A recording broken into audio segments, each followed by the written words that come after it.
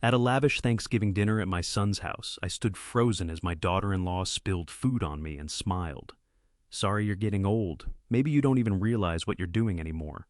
Everyone watched me like I was, while my own son stepped forward, threw a few bills in my face, and said coldly, "Take a cab home, Dad." I hadn't even signed the document they prepared when the front door opened, and a powerful guest walked in, making the entire room fall silent. Names and settings are coincidental, but what this story leaves behind in you is not. 68 years on this earth, and here is what I know for certain. A man figures out how to read the quiet spaces between words long before he ever learns to read the words themselves. When my son rang me that Monday morning, the silence threading between his sentences told me everything his voice was working to conceal. I just chose not to hear it. Welcome to Honor Revenge Stories, where the most powerful moments are the ones nobody planned for.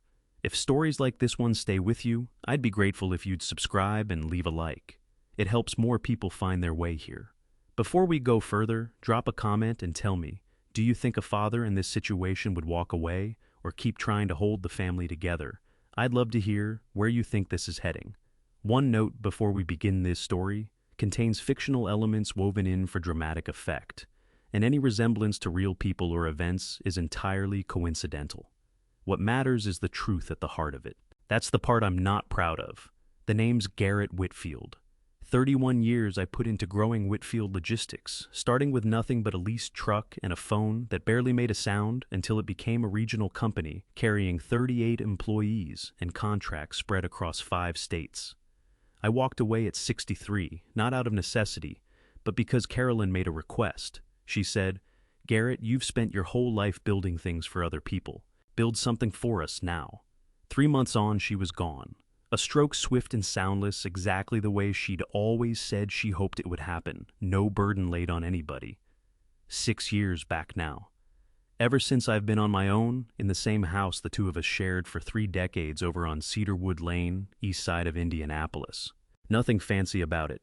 3 bedrooms, a back porch that the afternoon light finds every day, a kitchen, carrying the permanent scent of coffee I brew too strong without fail. The neighbors have me pegged as a bit of an odd one, still pushing my own mower, still rolling around in a 2006 Toyota Camry with a crack in the dashboard.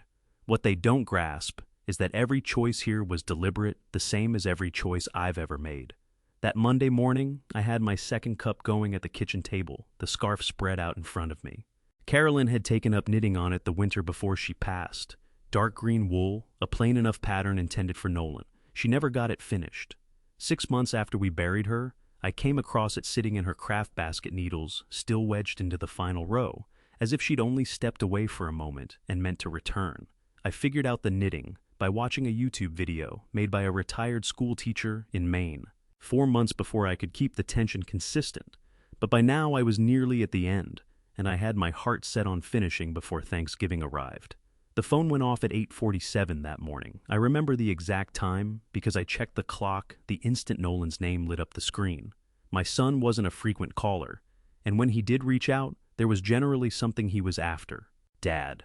Warmth in his voice, the kind of warmth you feel stepping outside in October. Agreeable on the surface, a coolness underneath if you didn't keep moving. Nolan. I put the coffee down. "Everything okay?" "Everything's great, actually. Really great." He said it twice. That told me nerves were running the show. "Listen, Vanessa and I have been talking, and we want you to come for Thanksgiving dinner at the house." The whole thing. Something shifted inside my chest. A tightening hope wound tight against caution, the sensation of old scar tissue responding to a change in the air. "Thanksgiving," I said back. "Thursday. We're having some people over, colleagues, a few friends, but family should be there too, right? Your family, Dad? We miss you. We miss you." I held those 3 words up in my mind, turned them slowly the way you work. A river stone between your fingers, looking for where it's smooth. Last time I'd sat down to Thanksgiving with Nolan and Vanessa had been 4 years prior. Vanessa had spent the better part of that evening explaining to the other guests the reasoning behind her renovation of the guest room, the very room that had always been kept for my visits. She'd converted it to a home office. I drove 2 hours and checked into a hotel. "Who else is coming?" I asked. "Mostly business associates. Some investors I've been working on." A slight change moved through his voice. "It'll be a good group. Sophisticated people. You'll enjoy it." Sophisticated people. That phrasing belonged to Vanessa, not Nolan. She was somewhere nearby. On that call, I could feel her presence the way you sense traffic beyond a shut window. There, but dampened. I'd like that I told him, because I was trying to make it true. Because he was my son, and trying to believe in something is sometimes the only kind of prayer available to a hard-headed old man. Perfect. His relief came out too fast, too pointed, the relief of someone who had braced hard against the chance of hearing no. Thursday 6/30.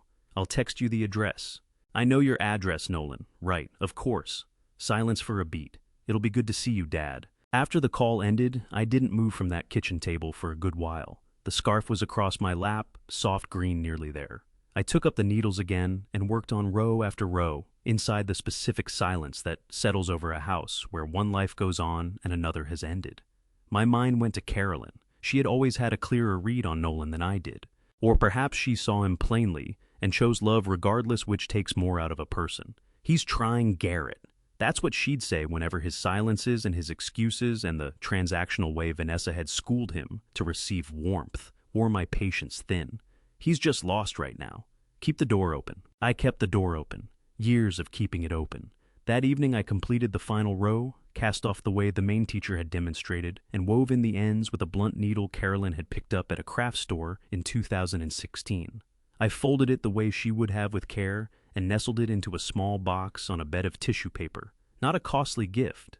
It was never meant to be. 30 years of marriage pressed into 12 inches of dark green wool. I was bringing it to my son because nothing else came to mind. Because there are gifts that aren't really about giving at all. They're evidence that someone held you in their thoughts even during the stretches when you weren't holding them in yours. I left the box on the kitchen counter and reasoned with myself that I was making too much of a single phone call. Nolan was my son. Whatever had opened up between us over the years, one Thanksgiving table was as good a place to begin closing it as any. People could change. Families had come back from worse distances. It had happened before. But lying there that night with the lights out, I started working backward through time, hunting for the last occasion Nolan had called, with no agenda, not needing anything, not relaying news, just wanting to hear me on the other end. I traced it all the way back to the year Carolyn died, then let it go. 3 days later, I drove out to Nolan's house myself. Nobody volunteered to come and get me. I hadn't counted on it. I pulled out of the east side of Indianapolis at 4:30 in the afternoon, built in extra time, because my knees have been lodging complaints about long drives ever since I hit 65. And because arriving unsettled is a mistake I learned not to make. When the ground is uncertain, you walk in calm. Carolyn was the one who taught me that. She said, tension announces itself before you open your mouth, and once it's in the room, you can't call it back. The house was in Carmel, one of those neighborhoods where the lawn crews outnumber the residents and the mailboxes run to what my first car cost. I'd visited twice. The first occasion was a dinner party, where Vanessa steered me around the room as Nolan's father, the retired businessman, and managed to make retired sound like a condition requiring monitoring. The second time I came to drop off a check, a substantial one. I'll spare the figure that pulled Nolan's expansion plans back from the edge before they ever got started. Vanessa had collected the envelope at the door, offered a thank you paired with a smile that stopped well short of her eyes, and mentioned they were just heading out. I left the Camry at the far end of the block, behind a line of cars that collectively probably exceeded everything I'd made across my first 10 years of work. A black Escalade, a silver BMW, something low and German, whose name I didn't know, but whose purpose I understood perfectly. It was there to be admired. I stayed in the car a moment, both hands resting on the wheel, Carolyn's scarf in its box, sitting on the seat next to me. "You're all right, Carrie?" I said it aloud, same as I still do now, and then when the room is empty. "Let's see what this is." I fastened my jacket, a navy blazer bought in 2013 maintained faithfully, because Carolyn always held. That navy suited me, gathered up the box, and crossed to the front door. The whole front of the house was lit up. Through the tall windows, I watched well-dressed figures moving through the rooms, crystal-catching light, white-shirted staff threading carefully between the guests in that rehearsed, effortless way. When the door swung open, music slipped out, something classical, kept low, ornamental, chosen, less to be heard than to make a statement about the people inside. Vanessa was the one who answered. She had on an ivory satin dress bearing some designer's name I wouldn't have known. Dark hair arranged with the kind of exactness that doesn't happen by accident. Her smile snapped into place the instant she caught sight of me, practiced and prompt, and carrying about as much heat as the November night at my back. Garrett. She came forward for the type of embrace where neither person's body actually makes contact. "You made it," I said I would. I told her. Her eyes moved quickly, practiced the way a hawk's will. Down to my blazer, across to the Camry, still sitting at the far end of the block, then back to my face. Whatever she calculated in those 2 seconds, she kept it behind her expression. She stepped aside and waved me through with a sweep of the hand that managed to feel both welcoming and dismissive in the same motion. The inside of the house was everything I'd seen before, only louder. 40, maybe 50 guests in formal wear conversations layered over one another like competing broadcasts. Glasses chiming at regular intervals through the noise. Servers worked the crowd with the kind of polished efficiency you hire for balancing trays of champagne and small plates of food that were beautiful to look at and probably tasted expensive. I stood just inside the doorway, holding my box, and Vanessa turned to a young woman at her elbow, an assistant by the look of her, holding a tablet wearing the expression of someone awaiting orders. "Make sure Mr. Whitfield Sr. is seated away from the main table." Vanessa said it with her voice dropped, just low enough to pass for private, just loud enough that I caught every syllable. "Near the back by the east window." The assistant nodded without glancing in my direction. I said nothing. My jaw set, and the familiar pressure gathered behind my sternum, that particular feeling I've spent years learning to breathe through the feeling of being turned into a logistical problem in a room where you believed you might be a guest. Nolan found me 3 minutes later. He had on a suit I'd never seen, charcoal gray, clearly fresh off the rack and clearly not cheap. He moved through the crowd with the ease of a man who had rehearsed this version of himself until it felt natural. He offered me his hand. Not an embrace, a handshake. Firm, brief, the kind extended to a business contact you respect but don't require. "Dad, glad you could make it?" His eyes were already drifting past my shoulder, scanning the room with the charged attention of someone managing a performance. "You look good. You look tired," I said, because he did. Beneath all that polish, his eyes were carrying the specific exhaustion of someone who's been keeping up a pretense for too long. Something moved across his face. Not irritation recognition. He knew I'd read him correctly. "It's been a busy season," he said. "Listen, make yourself comfortable. There are people I need to—" He was already turning. "We'll catch up later." "Nolan." He stopped. I held out the box. "I brought something for you." He looked at it the way you look at something unexpected that's arrived at an inconvenient moment. "Oh." He took it from me, the warmth in his voice recalibrating to something more guarded. "Thanks, Dad. I'll open it later." He tucked the box under his arm and headed back toward the center of the room, toward the cluster of men in expensive suits laughing too loudly near the fireplace. I watched him go, watched him reach that group, watched something shift through his entire body. Shoulders back, smile, wider, voice, louder. Watched him step into whoever those men expected to find. I stood near the entrance of my son's home, surrounded by strangers, my hands empty now. And I found myself wondering whether Nolan had always been capable of that, vanishing so completely into another version of himself, or whether that was a skill Vanessa had developed in him, the way you coach a child to perform when company arrives. A server passed nearby, and I caught his attention. "Excuse me, could I get a glass of water?" The young man looked at me, actually looked in the way that people who work rooms like this become very skilled at avoiding, and said, "Of course, sir," right away. He said it with more genuine courtesy than anyone else in that room had offered me in the past 10 minutes. I thanked him, and I meant it. I located the chair by the east window where Vanessa had directed me. I sat. I folded my hands in my lap and looked out at the November dark pressing up against the glass. And I thought about Carolyn's scarf tucked beneath Nolan's arm, carried away from me through a crowd that had no idea it existed. I told myself I had sat through harder rooms than this one. I told myself that patience and weakness are not the same thing. I told myself the evening was just getting started. I was right about that last part at least. There is a particular kind of invisibility that arrives with age, and I have made my peace with most of it. Waiters look past you. Younger people step in to finish your sentences because they've decided you've lost the thread. You become part of the room's furniture, present functional, largely unremarked upon. That night in my son's house, I was as invisible as I had ever been in my life. And invisible men, as I have come to understand, hear things that were never intended for them. I had been sitting by the east window for close to 20 minutes when my back launched into its familiar complaint. The L4 vertebra aggravated since a warehouse accident in 1993. I got up, slowly stretched, and began moving along the edge of the room toward the restroom.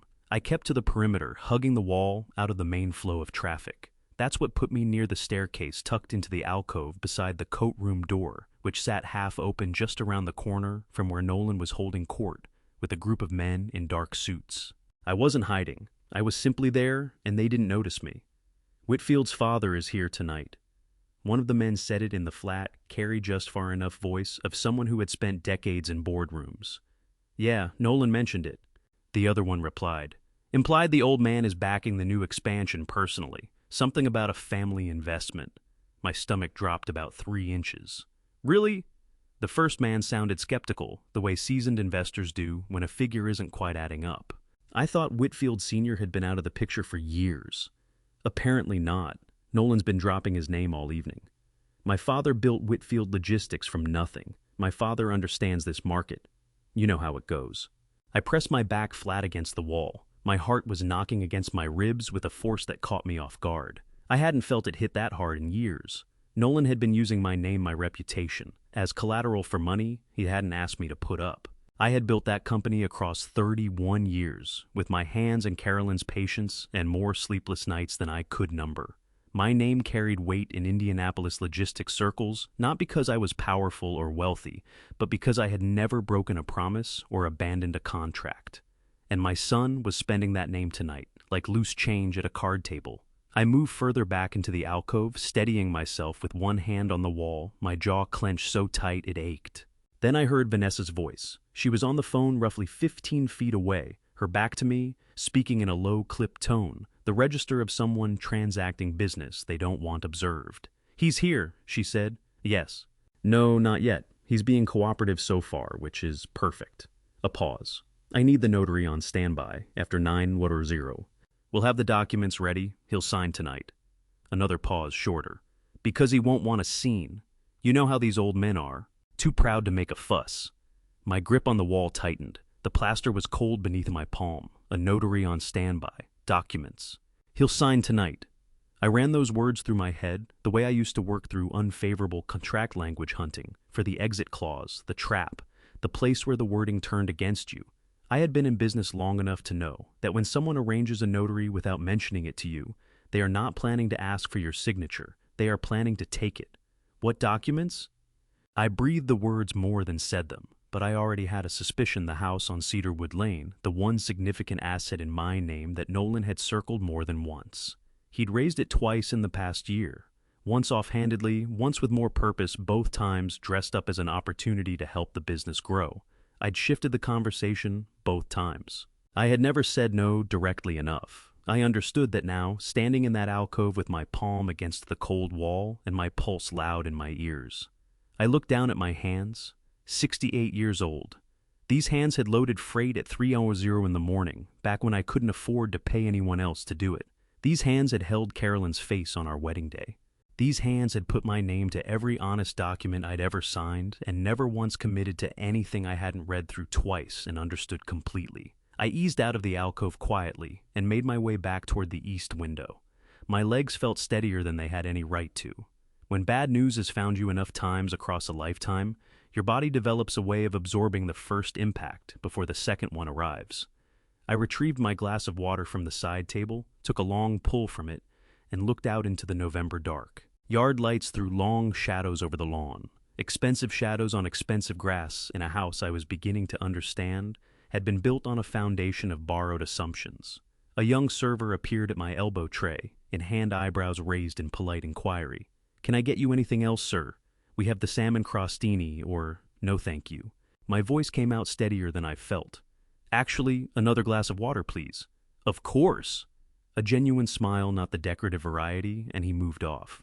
I watched Nolan across the room, laughing now, one hand resting on the shoulder of a suited man, playing the role of the self-made success with the fluency of long practice. He hadn't looked in my direction once since he'd taken the box, holding Carolyn's scarf, and walked away. My son was borrowing against my reputation with strangers. His wife was arranging a notary to take my house. And somewhere inside this beautiful, expensive room, a clock was moving toward 9:00. I set the water glass down with care. My fingers were steady. My chest held something that wasn't quite anger and wasn't quite grief, something older and quieter than either. The feeling of a man who has given everything he had and is only now beginning to reckon with what it cost. I didn't yet know what they needed me to sign. But one thing I knew, with complete certainty, whatever it was, it had been in the works for a long time.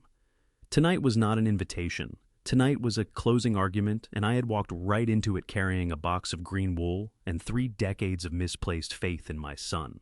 Dinner was called at 7:00, a server tapping a small chime near the dining room entrance, a delicate sound, almost apologetic, as though it knew it was interrupting something that mattered more.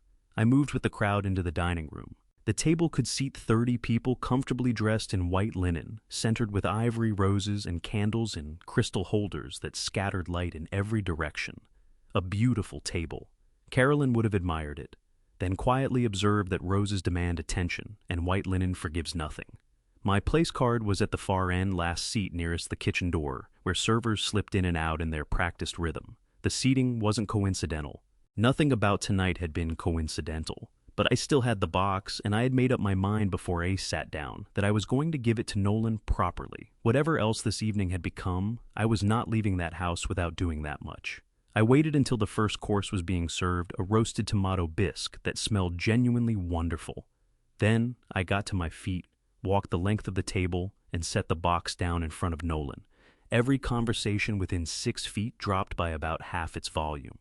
Nolan glanced up from whatever he'd been saying to the man on his left, his eyes moving from my face to the box and back. "Dad?" He kept his voice pleasant, the way you prop a door open without actually welcoming anyone through it. "What's this?" "Open it," I said. He looked at Vanessa. She was watching with the focused attention of a woman who has learned to identify threats before they announce themselves. He lifted the lid.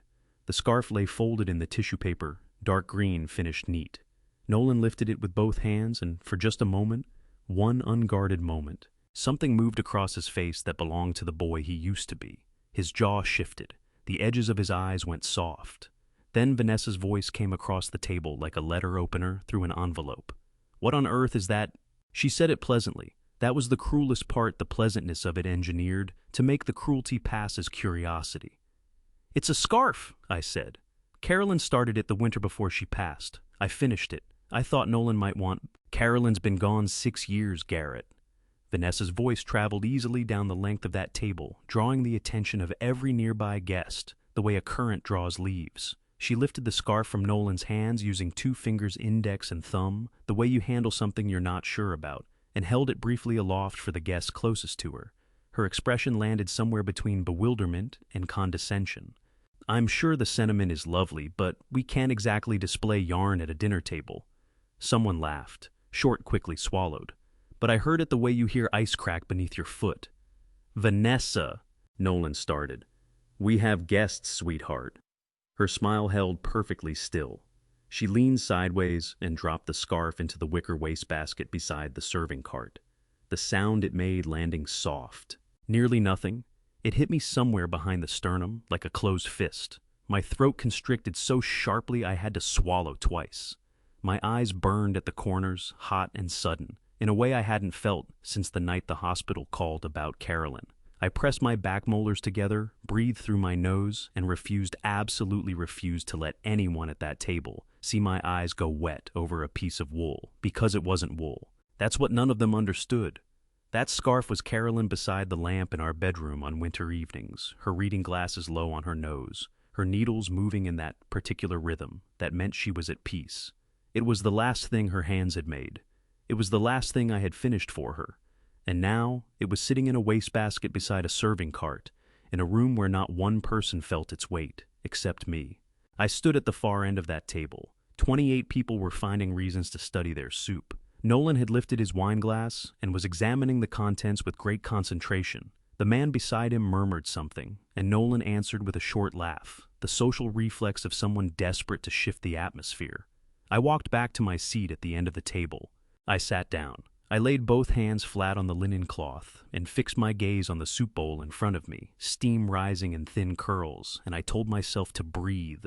one breath then another, an old technique Carolyn had passed on for moments when the only dignified path was to stay still. "Mr. Whitfield?" The server who'd brought me water earlier appeared at my left elbow, his voice low and genuine. "Can I get you anything?" I looked up at him. 25, maybe, with the careful face of someone working through something hard, college, probably, or debts or both. He was looking at me the way people look when they've seen something unkind done and don't know what to do with it having seen it. "I'm fine," I told him. "Thank you for asking." He nodded, refilled my water without being asked, and moved on.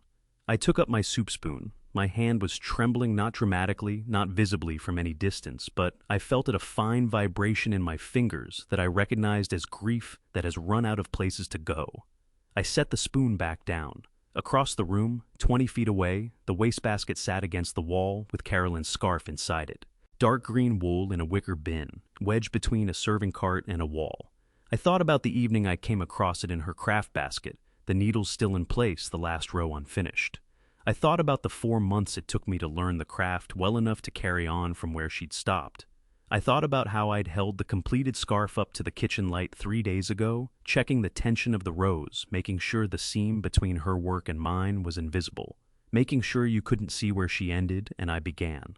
The soup had gone slightly cool by the time I picked up the spoon again. All around me, the table had recovered its momentum, voices climbing again, glasses being refilled, the machinery of an expensive evening resuming without pause. And somewhere underneath the grief and the clenched jaw and the burning at the corners of my eyes that I refused to let become tears in this room, a quieter thought was forming. She had done that deliberately in front of witnesses. And she wasn't finished. The dinner pressed forward the way costly dinners do after something ugly has occurred, with deliberate noise, with wine poured a beat too quickly, with the specific energy of people who have collectively agreed to unsee what they all just saw. I ate my soup. It had cooled, but I ate it regardless, because wasting food has never sat easily with me. Not since the years when wasting food wasn't a choice. Around me, the table rebuilt its energy voices, weaving over one another, silver on china, the performance picking back up, as though the curtain had never fallen. Then Vanessa stood. She didn't raise her voice. She didn't have to. Vanessa Whitfield commanded a room through precision rather than volume, every word set down exactly where it would do the most work. "I want to make sure everyone is comfortable," she announced, her smile sweeping the length of the table like a searchlight. "We have a few special accommodations tonight for some of our guests." She turned toward the kitchen door and gave a single nod. A server appeared carrying a styrofoam takeout container, white, the kind that comes from a diner. He walked the full length of the table and set it down in front of me. My name was written across the lid in black marker. Garrett, block letters neat and deliberate. The table went quiet in that particular way, the way that means everyone heard and no one will say so. I looked at the container, then I looked at Vanessa. She met my eyes with an expression of magnificent concern. "We know you prefer simple things, Garrett. No need to stand on ceremony on our account." She addressed the nearest guests with a small, confiding laugh. "My father-in-law is very practical. Isn't that right, Garrett? He always says the food doesn't need to be fancy." I had never said that, not once in my life. My chest burned with something like swallowing a coal, hot and slow, settling deep. I kept my hands flat on the tablecloth. I kept my voice even. "That's very thoughtful, Vanessa," I said. She tilted her head, the smile sharpening at its edges. "We try." Then louder, addressing the whole table with the ease of a woman who had rehearsed this thoroughly. "You know, some people in this room have worked very hard to get where they are tonight. We all make different choices about how we live, don't we? Some people choose comfort." Her eyes found me again, warm as a January window pane. "And some people choose thrift." The word landed exactly where she'd aimed it, with no intention of being a compliment. The man 2 seats to my left, gray-haired, probably 70, with the hands of someone who'd worked outdoors before he ever worked, indoors, shifted in his chair. His jaw tightened. He opened his mouth, then shut it again, the way a person does when they have weighed the cost of speaking and found it too high. I understood. I had run that same calculation myself 1,000 times. "Thrift is a virtue," I said pleasantly. "Carolyn always thought so." Something moved across Vanessa's face. Slight, almost invisible, the irritation of a person whose script has been nudged off course. But she recovered inside a second, the smile snapping back like a rubber band released. "Of course it is," she said. Now, shall we move on to the main course? Conversation around me restarted the way an engine turns over. I sat with the styrofoam container in front of me, my name written on its lid in her hand, and I considered the logistics of what that had required. She had written my name on that container before I ever walked through the door. She had arranged for it to sit in that kitchen waiting. She had choreographed this specific moment, the reveal, the audience, the framing, with the same care another woman might bring to arranging a centerpiece. This wasn't cruelty from anger. Anger is impulsive, reactive human in its way. This was something colder. Anger in a dinner dress with a practiced smile. I didn't open the container. I slid it 2 inches to the left out of the space directly in front of me. Then I lifted the fork from the place setting that had been laid at my seat. Because whatever Vanessa had arranged, the staff had still set my place correctly. And that small, unconscious act of professionalism from someone doing their job honestly felt in that moment like the most decent thing in the room. Nolan, from his position at the head of the table, was mid-story about a real estate deal in Louisville that had apparently tripled in value. His hands moved as he talked wide, confident gestures. His eyes didn't travel to the far end of the table once. My son was 12 feet away and as unreachable as if a pane of glass stood between us. "Your water, sir." The young server from earlier appeared at my right, quiet, careful, refilling my glass without being asked. His eyes were professionally forward expression, steady. But the care in his movements around me told me he had taken in everything and was offering the only assistance he had to give. "Thank you," I said. And then, because it mattered to me that he understood, I meant it, I mean that. He gave me the smallest nod and moved on. I looked at my name on the styrofoam lid one more time. Garrett. Her penmanship was precise, controlled the handwriting of a woman who is attentive to the impressions she makes even on paper. I thought she wrote this yesterday, maybe the day before. She sat somewhere in this house and put my name on a takeout container and felt satisfied about it. And then I thought, the notary is on standby after 9:00. Whatever was in that container, it wasn't the main event. The main event was still coming. I have absorbed hard things quietly for most of my life. My father taught me that, not with words, but through the example of a man who worked double shifts at a paper mill for 22 years and never once complained at a volume his children could hear. There is a kind of dignity in stillness that some people spend their whole lives learning. I believed I had learned it. Vanessa tested that belief at 7:50 in the evening. The main course had come out: roasted turkey glazed carrots, a wild rice pilaf that smelled of thyme and butter, and the table had eased into the comfortable rhythm of people enjoying a costly meal. One of the servers had quietly set a portion in front of me without ceremony, and I was eating because my body required fuel, regardless of what was happening in my chest. Then Vanessa's voice came from the head of the table, pitched toward me. "Garrett, you've barely touched anything. Are you feeling all right?" Every head within earshot turned. I looked up. "I'm fine," I said. "The food is excellent." "You seem a little unsteady." Her voice was warm, with manufactured concern, the way a stage set is warm, all surface, no heat behind it. "You're not having one of your dizzy spells, are you?" My stomach turned over. Dizzy spells. I had never had a dizzy spell in my life. I was 68 years old, with a troublesome back and high cholesterol, but my balance had never once failed me. "I don't have dizzy spells, Vanessa," I said, holding my voice flat. Of course, of course." She was already pushing back her chair, reaching for the nearest serving dish, a platter of glazed carrots, gripping it with both hands. "Let me bring you a little more. You need to keep your strength up." She moved around the table in my direction. Her assistant, the young woman who had been stationed near the kitchen entrance all evening, slipped out her phone.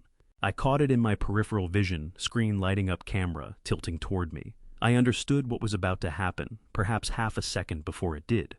Vanessa reached my chair and tipped the platter. Not by accident. There was no stumble, no snagged heel, no genuine loss of balance. She tilted it with the deliberate control of someone who had determined exactly how much force was needed. Glazed carrots and their syrupy sauce cascaded across my shoulder, down the front of my jacket, and pooled in my lap.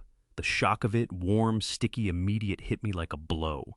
My whole body stiffened. My hands shot to the table's edge, gripping the linen on instinct, and I felt my jaw lock so hard, my back teeth ached. "Oh no," Vanessa said, her voice pitched now for the phone, louder than necessary, theatrical in a way that would read cleanly on a small screen. "Oh, Garrett, I'm so sorry. You moved right as I was. Are you all right? You seem like you were leaning." "Not leaning. That's what I told them. The words came out of me clean and hard, and I was grateful for that much. The poor dear. She turned to face the room, with her palm pressed flat against her sternum, that look of pained concern so carefully rehearsed. It curdled something in my gut. He's been a little confused tonight, hasn't he? It's been a lot of stimulation? Confused. A little confused. Those 3 words did more damage than the carrots had.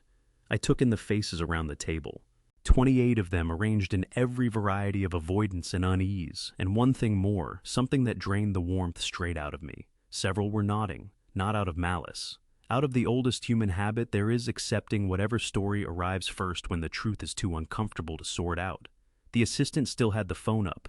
I could see it angled slightly downward, the lens finding me in my chair sauce on my jacket, both hands knotted in the tablecloth. I ran through every response I had available to me. I considered getting to my feet. I considered letting my voice rise. I considered pointing at that camera and saying out loud in plain words what was being done to me at this table. And then I considered what Vanessa would do with video of an elderly man unraveling at a family dinner, how a clip like that could be trimmed and labeled and handed to the right person, how it would read to a judge sitting over a conservatorship filing. Because that was what I was looking at. The whole shape of it was clear to me now, sauce going cold against my skin, heart thudding so hard my ribs felt it. This wasn't cruelty for its own sake, though I had no doubt she enjoyed it. What she was doing was building something, a file, a pattern, an elderly man documented across multiple occasions, disoriented, unstable, prone to agitation. Exactly the kind of evidence a court needs before it strips a man of control over his own life. Conservatorship. A court proceeding designed to assign management of an incapacitated person's finances and decisions to someone else. But first you need proof of incapacity. Vanessa was producing that proof right now, live with witnesses seated all around her and a lens capturing every second. I drew one breath, then another. My fingers unclenched from the tablecloth. I laid both hands open and still across my lap, on top of the stained fabric covering my thighs. "I'm not confused," I said, and I said it to all of them. Steady, deliberate. The same register I'd held through 31 years of negotiations when it mattered that no one in the room doubted I meant what I said. I am not dizzy. I did not move. That platter was tipped on purpose, and that phone, I turned my eyes directly to the assistant, has been recording, since before any of this started. The assistant's arm dropped an inch. Her gaze cut to Vanessa. Vanessa's expression didn't waver, but something underneath it did a small, rapid adjustment, the kind invisible to anyone who hadn't spent 68 years studying the distance between a person's face and their actual intentions. "Garrett," she said, her tone shifting into something quieter and considerably more dangerous. "You're upsetting yourself.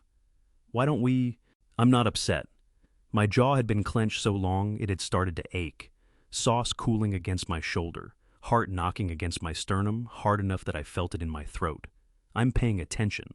Those are two different things. The whole table went still, and then I heard a door. Not the front, the kitchen door pushed open by a server carrying a fresh tray. That sound, ordinary and utterly without drama, absorbed back into the room the way a single stone disappears into deep water. No one was coming. No moment of intervention. Just the specific quiet of 28 people arriving together and without discussion at the shared conclusion that they hadn't witnessed what they'd just witnessed. Vanessa composed herself.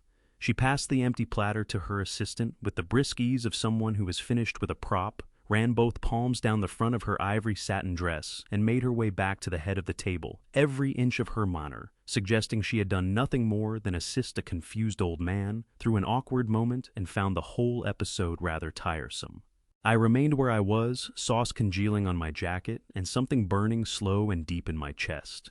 Not rage, not the kind that flares and makes you say things you spend years regretting. The other kind, the kind that goes cold and still and strips everything away until only the essential things remain. I breathed, kept my hands flat against my legs, and I waited. Nolan rose from his chair. My heart did something it had no business doing. It lifted, for 1 second. A single involuntary foolish second. Some wiring left over from when he was small, when any motion he made was something I'd had a hand in and took pride in. He straightened his jacket, pushed his chair back, and came down the length of the table toward me. 2 feet out, he stopped.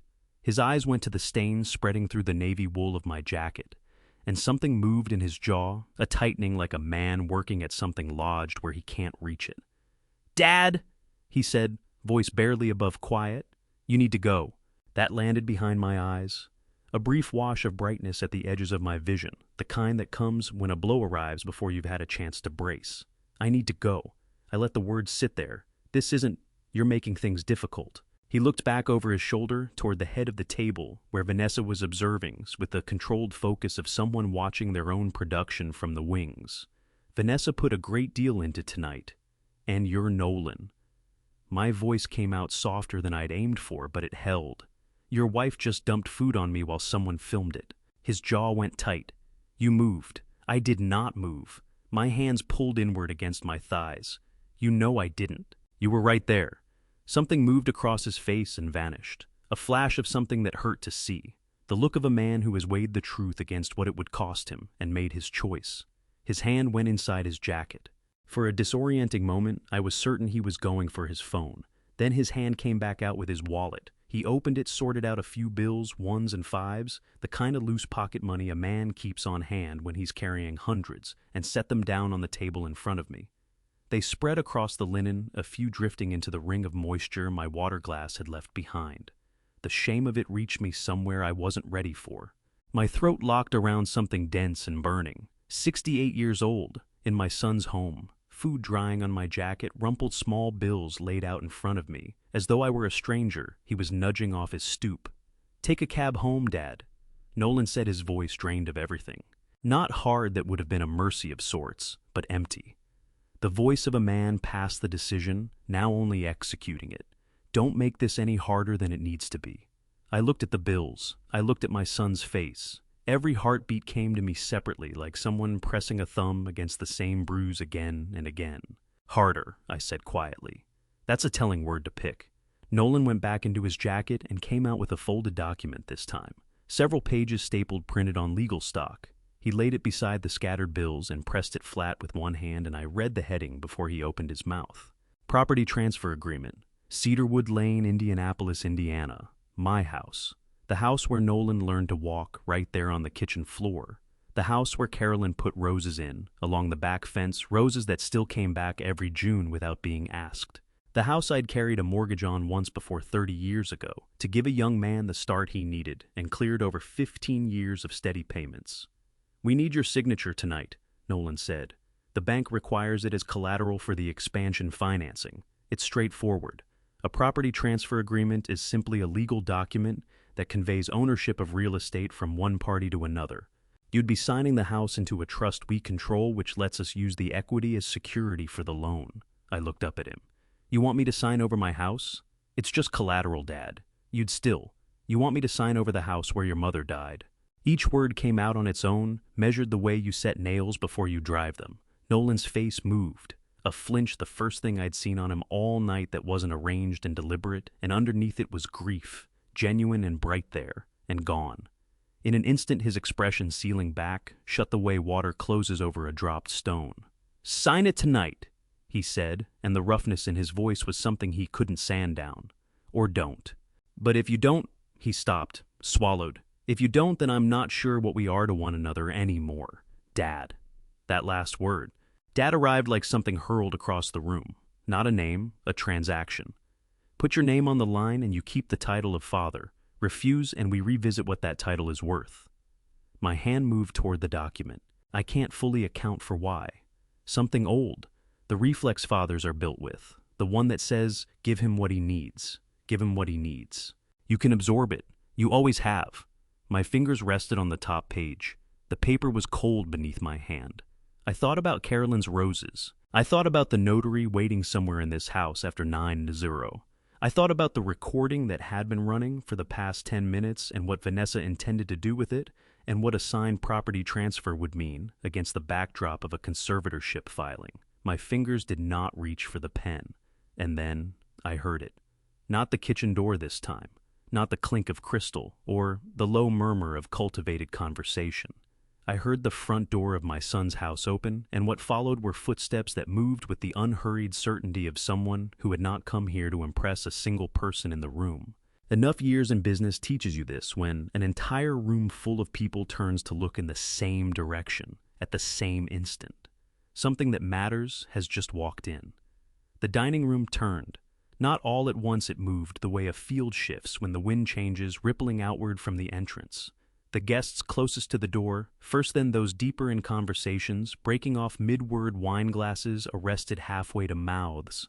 I turned too, my hand still resting on Nolan's document, my jacket still carrying its stain, the slow burn still going in my chest. Prescott Drayden stood at the entrance to the dining room. I knew him at once, though the better part of a decade had passed since I'd last laid eyes on him. He was 55 now, wider through the shoulders than the desperate 30-year-old I remembered. His dark hair had gone silver at the temples, and his face held the particular gravity of a man who had built something real and understood what it had cost him. He wore a charcoal suit, no tie, the top button undone, and he occupied the doorway the way certain men do, as though the frame had been constructed around him. Beside him, a woman in her late 70s was seated in a wheelchair, a quilted wool blanket across her lap, her white hair pinned back with care. Harriet Drayden. I recognized her face, though we had never been in the same room. Prescott had shown me a photograph once years back, a winter afternoon in my office, the day he came to tell me his mother's condition had stabilized. He had wept quietly the way men of his generation weep, angled slightly away, jaw locked, working to hold it inside. I had looked elsewhere because that was the only kindness available to me in that moment. Nolan moved first. Of course he did. Prescott Drayden was the most consequential man in the room, and Nolan had built his entire evening around securing Drayden Global as an investor. He stepped away from me with the well-practiced ease of a man shifting gears, his expression remade from confrontation to welcome in under 2 seconds. Mr. Drayden. Nolan extended his hand, his voice climbing into its most polished register. We're honored. Please let me show you to... In a moment. Prescott's voice was unhurried, conversational, the voice of a man with nothing to prove. His eyes were moving through the room with quiet, deliberate attention. Not the scan of a guest absorbing a party, the focused look of someone searching for something specific. They found me. I felt it before I had fully processed it the moment his attention shifted and settled and went, still arriving at the far end of the table. He took in my stained jacket, the bills scattered across the linen, the document beneath my hand. His expression didn't break open, no sharp intake of breath, no performance of shock, but something moved behind his eyes, something measured and cold and absolutely certain. "Excuse me," he said to Nolan and stepped past him. "Mr. Drayden," Nolan moved to follow. "The main table is this way. We have a seat prepared. Give me a moment, Nolan." Not unkind, simply final. He walked the full length of the dining room toward me. 30 guests tracked every step in collective bewilderment. This was not how Prescott Drayden was meant to behave at a dinner, staged around impressing him. He was meant to accept the seat of honor, take a glass of something expensive, and allow himself to be courted. He was not meant to walk past his host and move directly toward the elderly man sitting alone at the far end with food drying on his jacket. He came to a stop in front of me. At close range, the years were more legible, the lines fanning from his eyes, a slight heaviness along his jaw.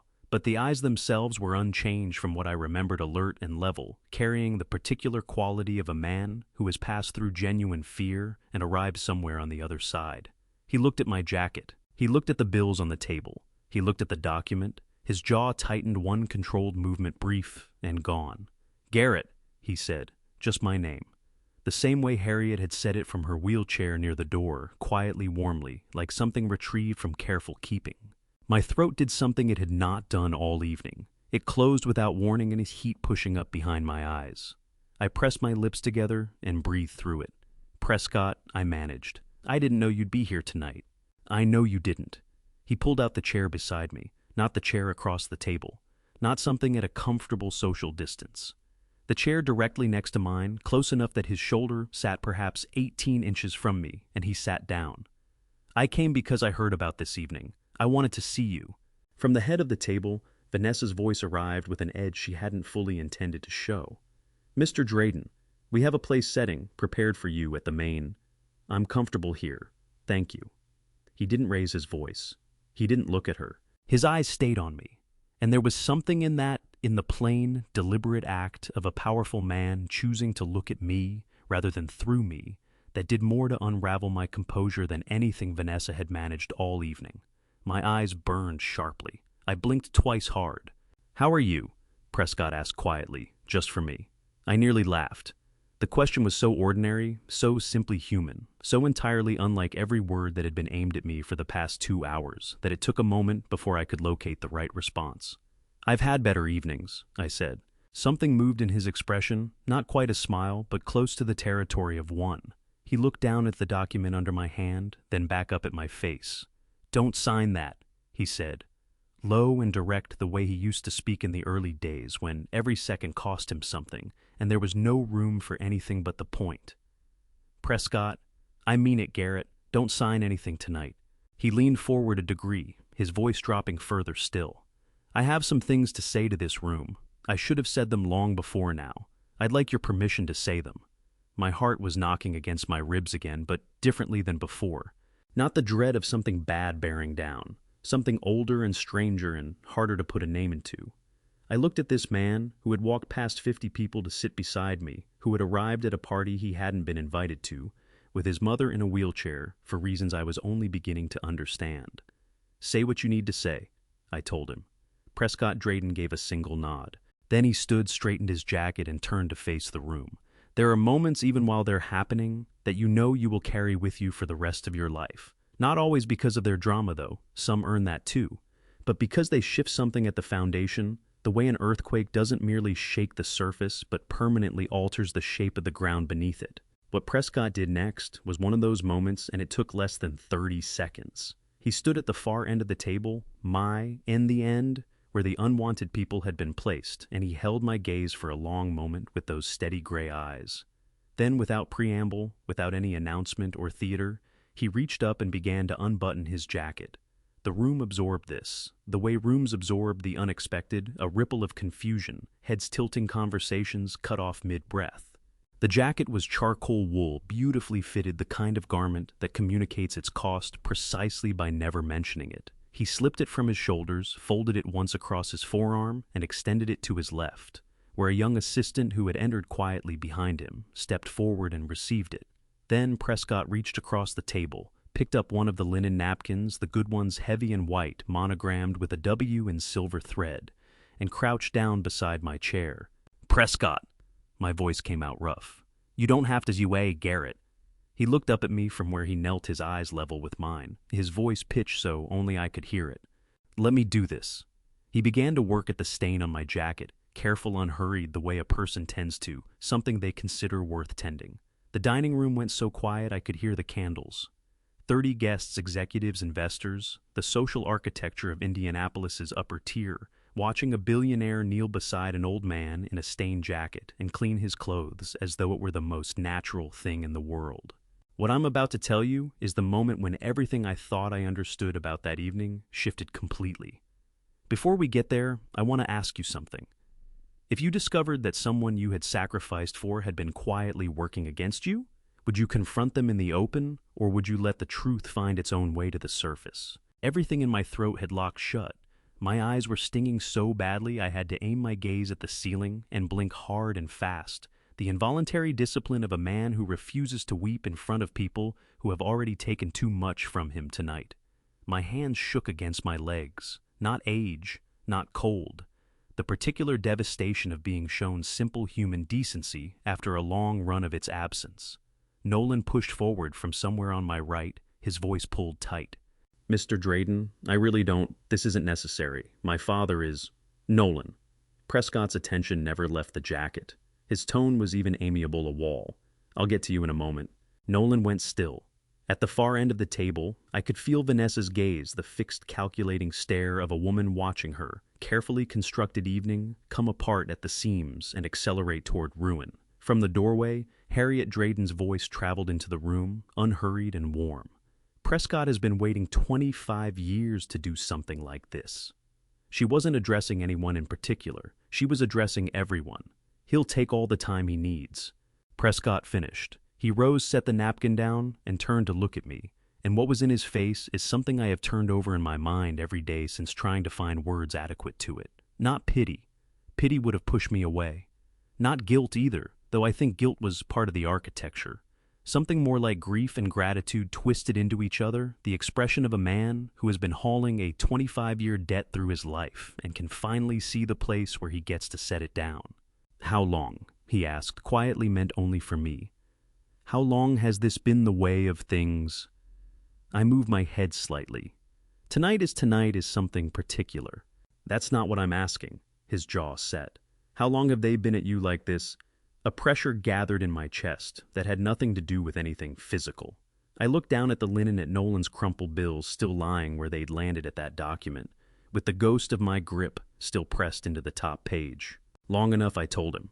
Prescott gave a single slow nod, the nod of a judge pronouncing something settled. Then he faced the room. No glass tapped for silence. No performative throat clearing. He simply turned and attention gathered around him, the way it does around certain people, not compelled by rank or volume, but by the sense that what's coming is going to be worth hearing. "My name is Prescott Drayden," he said. "Some of you will know that. For those who don't, I founded Drayden Global. We operate across 14 states, and we employ just under 4,000 people. One beat, deliberate. I didn't come tonight because Nolan Whitfield extended me an invitation. I came because this man, a slight unhurried motion of his hand toward me, nothing theatrical about it, is owed something from me that money alone has never been able to settle. And I had heard he'd be here." At the far end of the table, Nolan produced a sound unformed somewhere between an objection and bewilderment. Prescott moved on as though the room were empty.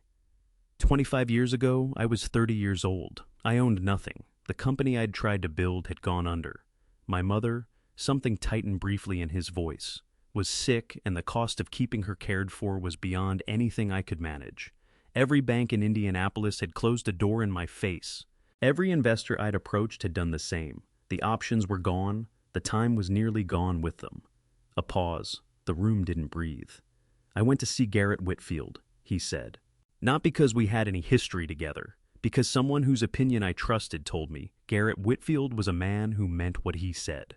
At that stage of things, that was the scarcest commodity I could think of.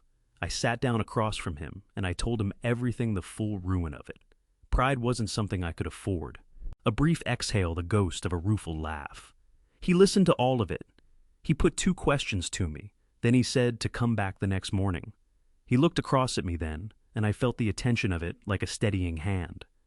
'Garrett,' he said, 'would you like to tell it from here, or should I carry on?' My voice came back to me from somewhere I hadn't been sure it still lived. 'You carry on,' I said. 'You've always told it better than I could.' Something small and quiet moved at the edge of Prescott's mouth. He turned back. 'The following morning,' he said, 'Garrett Whitfield brought me the mortgage papers on his house on Cedarwood Lane. Overnight, he had arranged for that property to serve as collateral on a loan, big enough to put my company back on its feet. No equity asked for, no interest, no security other than a spoken promise. He let a silence hold the room. He put everything he and his wife had made together behind a man he'd known for one conversation, because he judged that man worth the gamble. Nobody at the table was moving.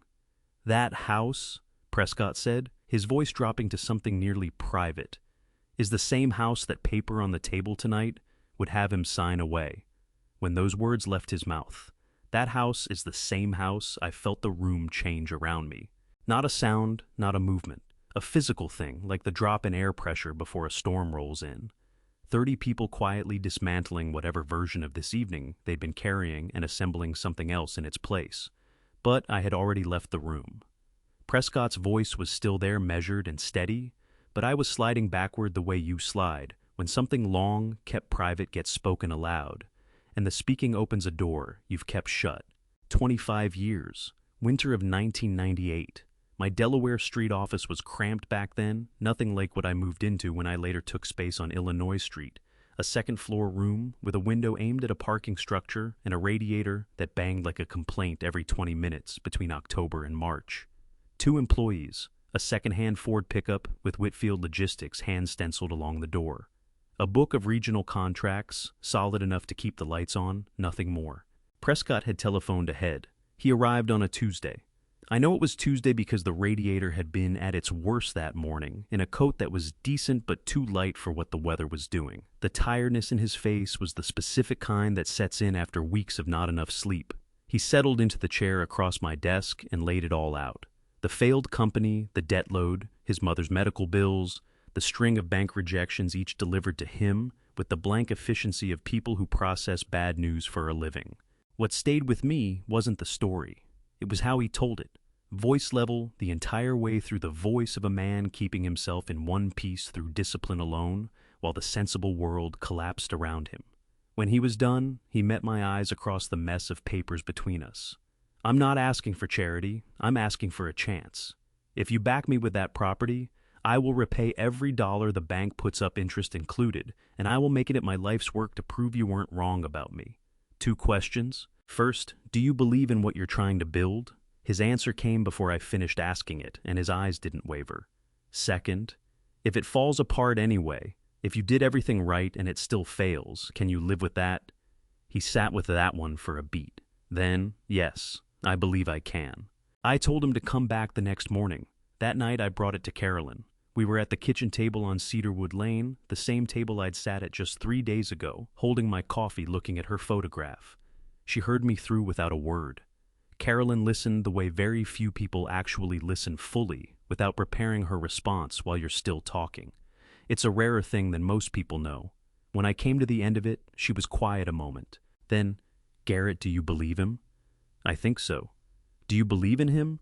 I thought about the way Prescott's eyes had stayed put. Yes. She reached across and laid her hand on top of mine. Her hands were always warm, even midwinter, always warm. Then we help him, she said. We have the house. A house isn't worth much if it can't do something that matters. I held her hand and said nothing, because she had said all of it and there wasn't anything to add. Then Prescott's voice pulled me back up through the years, like a rope thrown into deep water, back to this bright, terrible room, with its ivory roses and everything that had happened in it. Carolyn Whitfield. Prescott was telling the room, and hearing her name spoken aloud in that place made something in my chest tear open with a tenderness I wasn't prepared for. Told her husband that a house was only worth as much as what it was used to make possible. She signed those papers right alongside Garrett, both of them, no hesitation. I pressed the heel of my hand against my chest and made myself breathe. My company came back, Prescott went on. More than came back. The loan was cleared in 4 years ahead of every deadline. I had a check sent to Garrett for twice the interest the bank had charged. He returned it. A pause. The following year, I tried again. That one came back too. He said Prescott glanced over at me, a question folded into it. I told you you'd already paid me, I said. The words came out rougher than I'd aimed for, worn at the edges. The loan was repaid. That was the full extent of what we'd agreed to. He said the loan was repaid and the agreement was complete. Prescott turned back to the room. That is the kind of man Garrett Whitfield is. He doesn't keep a running account of the good he's done. He doesn't reach out a hand and then spend the next decade making you feel the weight of it. Something had entered his voice, not quite anger, but close enough to share a border with it. Something that had heat moving through it. He does what he believes is right, and then he steps back and lets you live your life. No reminders. No collections. Prescott stopped, gathered himself. I watched his throat work as he swallowed something down. He just goes on being who he is without noise, without asking to be seen. The room was so still, I could pick out Harriet's breathing from her wheelchair near the door. Nolan's chair scraped back an inch or two. When he spoke, his voice had dropped, and something in it had given way. Dad, I didn't know. I knew you'd helped people. I didn't know it was the house. I turned and looked at my son directly for the first time in a while. I kept my voice level, steady. You knew about the house, Nolan. You grew up in it. You knew what it took to hold on to it. Something crossed his face and broke briefly a quick and painful collapse, like a structure absorbing more than it was built to hold. His eyes went bright and wet, and he looked somewhere else. Vanessa's voice arrived across the moment like something switched on. This is all very moving, but I failed to see what events from a quarter-century ago have to do with anything. They have everything to do with tonight. Prescott turned to face her fully for the first time, and when his attention landed on her, the warmth went out of it, entirely replaced by something exact, measured and entirely free of sentiment. And we haven't finished yet, Mrs. Whitfield. Not remotely. He reached into the pocket of his jacket, the one his assistant was still holding, and drew out his phone. He looked at it. Then he looked at Vanessa. I believe it's time for everyone here to hear about the psychiatric evaluation, he said. Prescott did not play any recording. He slid the phone away. His assistant returned the jacket. No signal needed, the two of them moving with the practiced ease of people who've worked side by side long enough to skip the instructions. Then Prescott looked at Nolan with an expression I can only call deliberate patience, the kind a man uses when he has several things to say, and intends each one to arrive separately. Before we get to that, Prescott said, I want to make certain everyone at this table has a clear understanding of the legal structure underlying tonight's gathering. Some material context seems to have been left out of the conversation. Nolan pulled himself straighter in his chair. His color had not come back. Since the moment his face had cracked during Prescott's account of the mortgage, he had looked pale and slightly hollowed, the way people look when a story about their parents turns out to be larger and more costly than they ever allowed themselves to understand. Mr. Drayden, I appreciate what you've shared, but the business before us tonight is a family matter, and I don't think I've fought Nolan. Prescott's voice wasn't unkind. It was a closed door. Please. Nolan pressed his lips shut and reached for his wine glass. His hand wasn't fully steady. Prescott turned back to address the room, and I noticed what the guests were doing, or rather what they had stopped doing. The restless shifting was gone. No one fishing for their phone, nobody angling for a server. Every face was aimed at Prescott Drayden, with the fixed, unblinking attention of people who understand they are inside a moment they'll be recounting for the rest of their lives. 3 years ago, Prescott said, Nolan and Vanessa Whitfield moved into this house. A substantial property, 5 bedrooms, 4 bathrooms, just under 6,000 square feet, appraised at approximately $2.4 million. A pause. Nolan, do you know who owns it? Nolan's jaw tightened. I do. The deed carries my name. Your name appears on the deed as beneficiary, Prescott said. That is not the same thing as ownership. Under property law, a beneficiary holds the use and benefit of a property. The actual legal owner, the party with authority to encumber it, transfer it, or revoke it, is the trust that holds title. He opened this out to the room. A trust, for those unfamiliar with the structure, is a legal arrangement in which one party, the grantor, conveys assets to a trustee to be held and managed for the benefit of someone else. The grantor retains certain rights depending on the kind of trust that was created. He looked back at Nolan. The grantor of the trust holding this property, Prescott said, is Garrett Whitfield, your father. He created it in 2018. He is also its sole trustee. The room took this in the way deep water takes in a stone, not with any splash, but with a slow and spreading shift in everything beneath the surface. Nolan's wine glass stopped moving. His eyes came to me with a look I hadn't seen on his face since he was a teenager, raw, open, scraped clean of the careful surface he'd spent 20 years building up. Dad, he said. Dad, is that? Yes, I said. Quiet but clear. I set the trust up when your business was starting to show serious momentum. I wanted you to have stable housing regardless of what happened in the markets. I stopped, looked at my hands a moment, looked back at him. But I structured it as a trust rather than an outright transfer because I wanted you to have a home, Nolan, not something to convert into capital. His throat moved. His eyes were bright now, the particular brightness that comes just ahead of tears in someone who has long since trained themselves not to let them fall. You never told me, he said, and the last word broke at the edge. You never looked at the paperwork, I said. You signed what the attorney set in front of you and moved in. I took it that you understood. I didn't. He put the wine glass down harder than he meant to, a sharp crack against the cloth. I thought it ran through the business. I thought it was a corporate structure. Vanessa's voice cut in, blade-edged and quick. This is entirely beside the point. The trust arrangement is a private family matter and bears no relation to... It bears direct relation, Prescott said, pivoting to face her, the movement precise enough that several guests nearby leaned back in their chairs. To the document your husband presented to his father roughly 40 minutes ago, a property transfer agreement requires the grantor's voluntary and uncoerced consent. Given that Garrett is both grantor and sole trustee of the trust holding this property, and given that this evening has featured his public humiliation, a deliberate act of physical provocation with food and a series of coercive ultimatums, any signature obtained here tonight would be challengeable in court as the product of undue influence. He let that settle. Then, I suspect your legal team either failed to flag that or chose not to raise it. Vanessa's face had drained to the color of the ivory roses arranged down the center of the table. Her mouth opened. Undue influence. Prescott continued speaking now, for the room is a legal doctrine under which courts may set aside contracts or transfers where one party has applied improper pressure to overcome another party's free will. Indiana courts treat it seriously, particularly in matters involving older individuals and family members in positions of trust and authority. He looked at Vanessa steadily. I thought it was worth making sure you had that information. A sound came from Nolan, not a word. Something more unguarded than words. A low, torn exhale that seemed to rise from somewhere well beneath the lungs. He laid both palms flat on the table and stared down at the cloth, and his shoulders shook once hard, the way a wall shakes when something load-bearing gives way behind it. Nolan, my voice was out before I'd made any decision to speak. Watching my son come apart like that, even after everything, even with his crumpled bills still lying on the linen between us, it moved through me like cold water, because he was still my son. That hadn't changed. Nothing would change it. Nolan, look at me. He looked up. His eyes were wet. His jaw held itself tight with the effort of not losing it entirely in front of 30 people who had watched him drop money on his father not an hour before. I am not your enemy, I told him. I never was.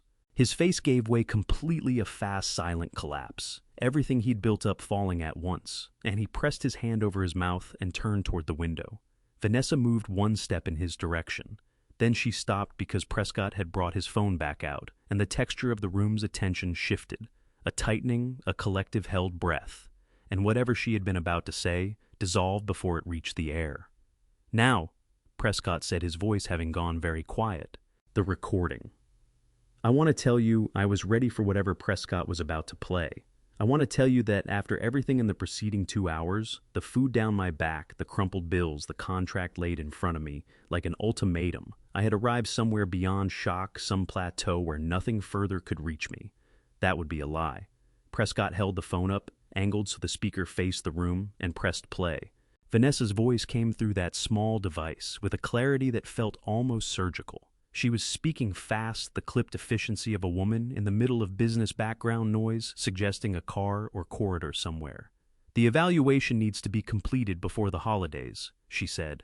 I need documentation showing cognitive decline, confusion, memory gaps, difficulty with complex decisions. Nothing dramatic, just enough to support a capacity hearing. A man's voice answered lower, harder to catch. That's not standard practice if the subject hasn't been properly assessed. He's 68 years old and lives alone, Vanessa said, and her tone had taken on the particular impatience of someone explaining something obvious to someone slow. His wife passed 6 years ago. He has no regular physician of record in Marion County. There's no one positioned to challenge the findings. A pause on the recording, then the man's voice again. What kind of timeline are we working with? Before Thanksgiving, Vanessa said. I need the paperwork ready. Once we have a signed evaluation documenting diminished capacity, we can file for conservatorship. At that point, all financial decisions, accounts, property, any outstanding guarantees or business arrangements transfer to Nolan's management. It becomes a probate matter, not a negotiation. The recording stopped. The silence that followed was the loudest thing I had ever sat inside. I didn't move. My hands were in my lap. My heart was doing something off, not painful, but wrong, the beat slightly out of its usual rhythm, the way a clock sounds when something inside has slipped. I was aware of my own breathing, with a sharpness I hadn't felt since the moment 6 years ago, when the doctors came walking toward me across the hospital waiting room, and I knew from how they moved what they were about to say. Diminished capacity. Cognitive decline. Memory gaps. She had sat somewhere in this city and described me to a stranger. Garrett Whitfield, who had built a business from nothing and run its accounts for 30 years, who read every contract twice before touching a pen, who could still recite the interest rate on a loan he'd arranged in 1998, described as a confused old man unfit to manage his own affairs. And she had paid someone to write that description down and sign it. My throat had closed to the point where breathing required active effort, a deliberate and conscious act. I pressed my back teeth together and fixed my eyes on the centerpiece in front of me, ivory roses, their petals absurdly, insultingly perfect, and I breathed in through my nose and out through my mouth. I did not fall apart in that room. Falling apart was the footage she had been engineering all evening, and I would not hand it to her. Prescott's voice returned, measured and unhurried. A psychiatric evaluation, for anyone unfamiliar with the process, is an assessment conducted by a licensed mental health professional to determine whether an individual retains the cognitive capacity to make their own legal and financial decisions. In Indiana, a fraudulent evaluation, one prepared without genuine examination of the subject or with falsified findings, constitutes a criminal offense. It can be charged under fraud, elder abuse, and conspiracy to commit financial exploitation of a vulnerable adult. He looked at Vanessa with the steady attention of a man who has nowhere else to be and intends to make full use of the time. Financial exploitation of older adults is treated with considerable seriousness under the law. He continued. Indiana Revised Code, Section 2913.02 covers theft by deception. Section 2903.34 covers patient abuse and neglect. Federal wire fraud statutes apply when electronic communications, phone calls, for instance, are used to advance the scheme. He let a pause settle over the room. I have this recording because the individual Vanessa contacted to conduct the evaluation came to me instead. He had worked previously with Drayden Global's legal team on an unrelated matter, and he recognized something that required disclosure. Vanessa's chest was moving too quickly now. Both her hands were pressed flat against the tablecloth, the same posture mine had held earlier, but where I had done it to hold myself steady, she was doing it to keep something down that was pushing hard from underneath. Her color had moved past white into something almost translucent. Her voice came out wrong, stripped of its usual finish. That recording you can't, that was a private conversation, and whatever you think you... Vanessa! Nolan's voice was low, broken at the base of it, the voice of a man standing in wreckage. Vanessa, stop. She turned to him. Nolan, this man is trying to... Stop. He said it again, and the second time carried no ambiguity. His eyes were red at the rims, his jaw clenched against something massive and uncontainable. Please, just stop talking. Something moved across Vanessa's face, quick and ugly, a fracture in the surface, and she pressed her lips together until the edges went pale. I looked at my son. He was staring at the tablecloth, with both hands pressed over his eyes, elbows braced on the table, shoulders drawn up rigid. He was trembling. Visible from across the room, a fine, continuous shaking through his shoulders and arms. The physical expression of a man whose entire constructed world is shaking itself to pieces from the inside. I wanted to go to him. That's the plain truth. Even then, even sitting in a stained jacket with the sound of Vanessa's voice still hanging in the room, her voice calmly arranging my incapacitation like a scheduling problem, some part of me that nothing could reach wanted to cross the distance between us and set my hand on his shoulder and tell him it would be all right. But it was not all right, and saying so would not make it so. Prescott turned from Vanessa to address the wider room. Several guests had placed their phones on the table, not to record, just present the way people reach for something familiar when the ground moves. The gray-haired man near me, the one who had almost spoken earlier, sat with his hands folded in front of him, his expression carrying something heavier than discomfort. I have one more thing to bring before this room, Prescott said. He glanced at me, a question in it a courtesy, and I gave him the smallest nod I could manage. Something Garrett doesn't know I'm about to say because he never said it to me himself. I learned it through my own inquiries, and I think the people in this room deserve to understand the full picture of who they are actually dealing with. Prescott pocketed the phone. He straightened his cuffs, a small, unhurried gesture that made the room feel like it owed him a moment. And then he looked at me with an expression holding apology and resolve in equal measure. Garrett, he said, I'm going to tell them something you never shared with anyone. If you'd rather I didn't say the word. My chest tightened. I had a reasonable sense of what was coming. I had kept it quiet for the same reason I kept most things quiet, not from shame, but because I had never believed that doing right by someone required witnesses. Say what you need to say, I told him, the same words I'd used before. They still held. Prescott faced the room. Last month specifically, the third week of October, Whitfield Development, Nolan's company, was facing a called loan. A called loan occurs when a lender demands full repayment of an outstanding debt ahead of its scheduled maturity date, typically triggered by a breach of the loan covenant conditions the borrower agreed to maintain. Whitfield Development had missed 2 consecutive quarterly financial benchmarks. The bank was within its rights to demand immediate repayment of approximately $800,000. He paused. Let the figure sit. Without that payment, Whitfield Development would have entered default proceedings within 30 days. Bankruptcy would have followed shortly after. Prescott's voice was factual without drama, the voice of a man reading from something he has already committed to memory. I know this because my team was approached as a potential emergency investor. We reviewed the financials. The situation was not recoverable through conventional investment. Everything had landed at once too much too fast. Nolan sat frozen in his seat, both hands pressed flat against the tablecloth, his complexion drained to that particular colorless shade you see on a person receiving devastating news in front of a crowd. We declined, Prescott said, but someone else didn't. His eyes found mine. 3 weeks before anyone sat down at this table, Garrett Whitfield had walked into First Midwest Bank of Indiana and put his own name on the line, a personal guarantee against Whitfield Development's outstanding loan. What that means in plain terms is that he pledged everything he owned, his savings, his property, whatever assets he had accumulated as collateral for his son's debt. Had the company gone under, Garrett would have been on the hook for the full $800,000 himself. Something moved through the room then. Not language, something that preceded language. A collective flinch, a sharp pull of breath from several directions simultaneously. He had specifically asked the bank, Prescott went on, to scrub his name from any paperwork shown to Nolan. He hadn't wanted his son to find out. A brief tightening moved across Prescott's jaw and was gone. The man at the far end of this table, the one you watched, have a meal dumped on him this evening. The one who sat there while his own son threw money at him, that man had already quietly kept his son's business alive 3 weeks prior and had still shown up tonight carrying a gift. The quiet that followed had mass to it, a physical thing settling over everyone present. Nolan produced a sound, not a word, something fractured and breathless that seemed to rise from a place deeper than speech. His hands snapped up to cover his mouth. His eyes were already raw. Now they gave way entirely, tears breaking loose and tracking down his face in the open with nothing held back.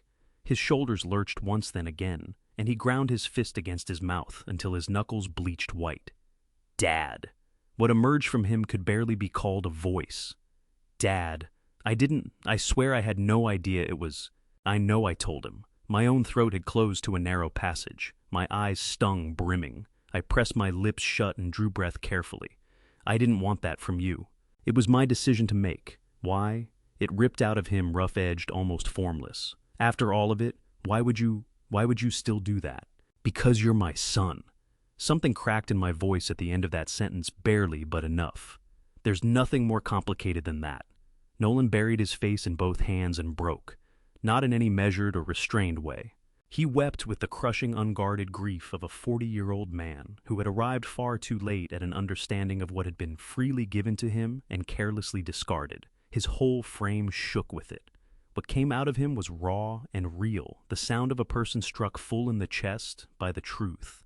A handful of guests averted their gaze, not out of discomfort, but out of the basic human decency of allowing a man to fall apart without witnesses. Prescott gave it a moment. Then his attention moved deliberately down the length of the table toward a heavy-set man in his late 50s who had held the seat closest to Nolan's place of honor all night. The same man who'd laughed most enthusiastically at Vanessa's remarks, whose glass had needed the most refilling, and who had made a point of mentioning to at least 3 different people that he was a significant force in Midwest commercial real estate. Mr. Pemberton. Prescott said, his tone almost cordial. The man glanced up. Something shifted in his face, a trace of unease cutting through the well-fed self-assurance. Drayden Prescott continued, "It's my understanding you're seated here tonight as a potential investor in Whitfield Development." Pemberton drew himself up slightly. "That's right. Nolan and I have had some preliminary conversations. You submitted your resignation from Keystone Capital Partners last Tuesday," Prescott said. "While under SEC investigation for misrepresenting fund performance to institutional investors. Your name showed up in the preliminary filing 48 hours ago." He let that sit for a beat. He thought the other guests at Nolan's table deserved to know that before the evening's investment conversations went any further. The color in Pemberton's face shifted through several registers in quick order, red, then a deeper red, then edging into something closer to purple. His chair scraped back. "That is entirely, those claims are unsubstantiated, and my legal team has already." Naturally, Prescott said, with the unhurried grace of someone who'd already secured the outcome. I imagine that's a discussion for a different setting. Pemberton flung his napkin onto the table and got to his feet. He offered no farewell. He moved toward the door with the strained, overly controlled pace of someone attempting to look composed while exiting as urgently as possible. The two guests closest to him exchanged a glance. One quietly lifted his jacket from the back of his seat. The shape of the evening was unraveling. I felt it in the way you sense barometric pressure dropping before a storm arrives. A collective wordless reconsideration rippling through everyone in the room as they weighed what they'd come here for and who exactly they'd come to stand behind. And all the while, my son kept his face buried in his hands, crying in a way I hadn't witnessed from him since he was 7 years old and had broken something beyond repair. I spotted the young man with the phone before Prescott did. He looked maybe 22, perched 3 chairs down from my end of the table. No business connection to Nolan that I could see, more likely the son or a nephew of someone who was brought as a guest to what had clearly turned out to be something far beyond a dinner party. He had been fixed on his screen for several minutes, but the quality of his attention was different from ordinary phone checking. He was watching with the rigid, slack-jawed focus of a person who has stumbled onto something they are unable to pull themselves away from. He tilted toward the woman next to him and murmured it just quietly enough that nearby ears caught it anyway. "It's still live." She left it going. "There are 47,000 people watching right now." The woman turned to look at his screen. Her hand went to her mouth. Prescott caught it. I watched something sharpen in his face, not astonishment, but the focused attentiveness of a man who has just been given an unexpected advantage. He turned toward Vanessa's assistant, still posted near the kitchen doorway, phone hanging loosely at her side, with the stiff, uncertain bearing of someone who has begun to grasp that what she's holding has become a liability. "Is that stream still running?" Prescott asked her straight out. The assistant cut a glance toward Vanessa. Vanessa's jaw moved in tight little pulses, her eyes darting rapidly. Prescott, the assistant, the young man's phone back around again. The cornered, accelerating calculation of a person watching her own strategy collapse inward. "Answer him," Prescott said, his gaze remaining on the assistant, his voice carrying the settled weight of a man for whom being obeyed is simply the ordinary state of things. The assistant's throat worked. "Yes," she managed. Yes, it's still going."